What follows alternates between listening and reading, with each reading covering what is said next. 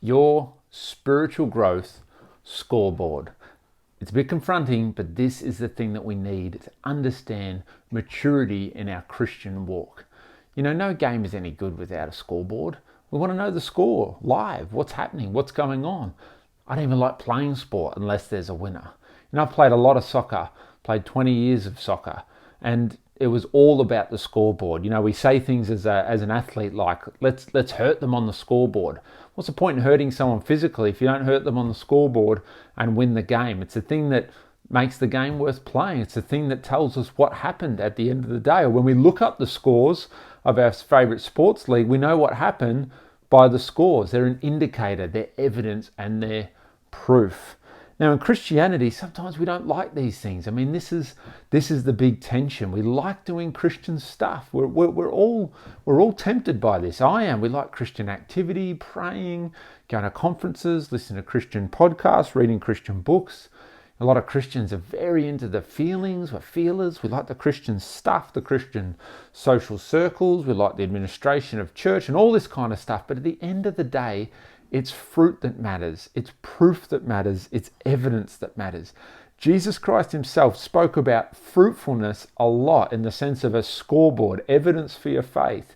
Jesus says in Matthew 12:23 that a tree is recognized by its fruit. That's not really that amazing a statement, really. It's quite obvious. The scoreboard matters. The fruit that's produced by the tree, that's what matters, not just how the tree looks.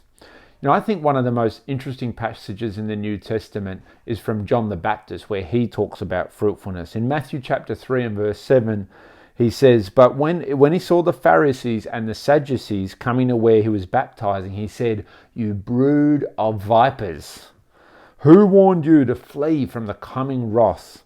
Produce fruit in keeping with repentance.'" There's a real crack at these Pharisees, but his main point is produce fruit, produce something in keeping with repentance. So repentance is an internal dramatic change that happens in our hearts, and true repentance has real fruit that can be displayed. It's not just talking talk, it's walking the walk. But the really interesting thing here is if you look at the Gospel of Luke and Luke's version of the story, he doesn't actually say that John directs this just at the Pharisees. He says that John the Baptist says this to the crowd.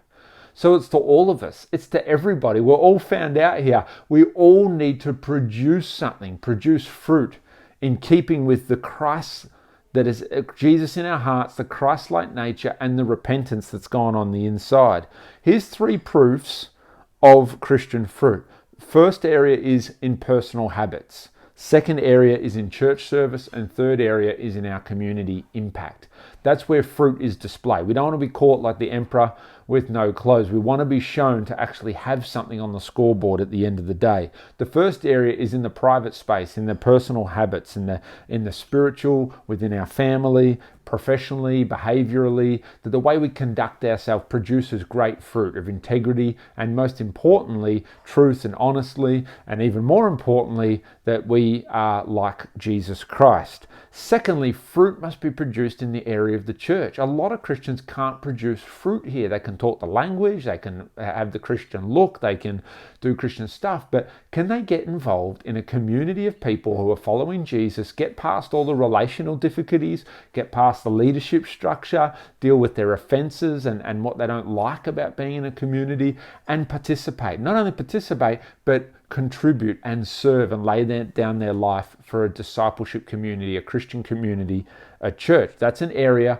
where fruit will be seen. The proof will be in the pudding. And the third area of fruit measurement is in the community. Is there impact and influence? As you move around in work and in your local community, in your local clubs and sporting clubs and what have you, is there an impact of the Christ flowing out of your life? Is there an evidential impact because you are in that club, you are in that family, you are in that workplace?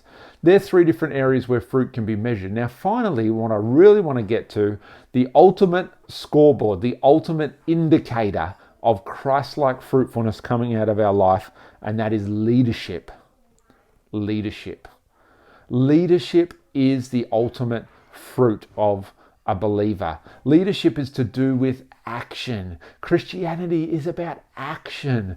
When Jesus died and rose again, then the apostles, they went out in the book of Acts and they acted. That's why it's called the Acts of the Apostles, or Acts, because they did stuff.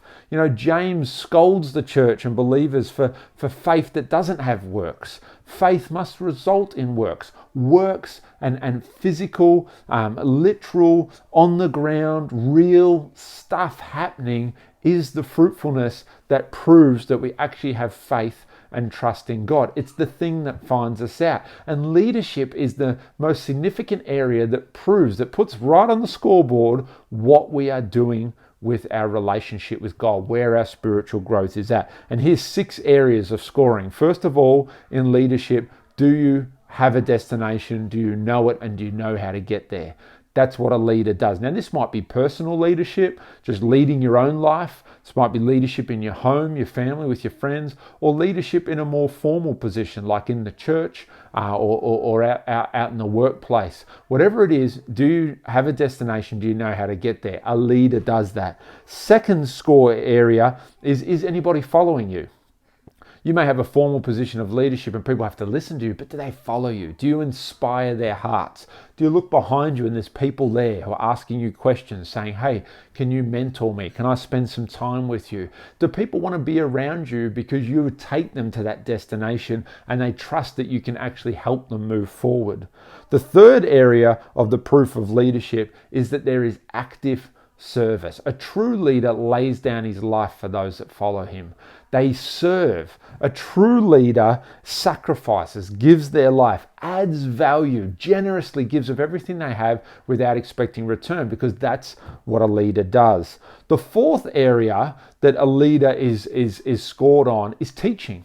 Can you teach? It says when the writer of Hebrews is talking about maturity and meat and not milk, and that we should have already gone on to be teachers, the writer says. Why? Because that's a sign of maturity. Can you teach? Can you instruct? Can you write out what you know and pass that knowledge on to someone else? Can you model in a way that people can copy the way that you do things? Can you run alongside and coach and mentor someone so that they can become better? Do you do that? Do people want to be coached and mentored by you? This is a clear scorecard that finds out whether Christ is coming out of us. And number 5, do you model what you teach? Do you smoke? What you're selling, are you smoking? You're smoking what you sell. Are you actually doing the walk, not just talking the talk? The modeling is important. The proof, you can't just say this is how you create wealth if you've got no wealth.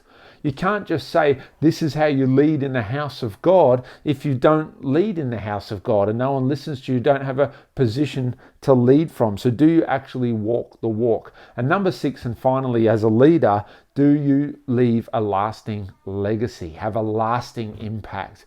Because Jesus said, they'll know you by your fruit, but he also says in John chapter 15 and verse 16, I have appointed you to go and bear fruit, and fruit that will last. Does the fruit that comes out of you stick around? Does the impact you have on a life not just impact in the moment, but is it ongoing? Does it multiply? Is the fruit you're producing multiplying into more fruit? And do you last?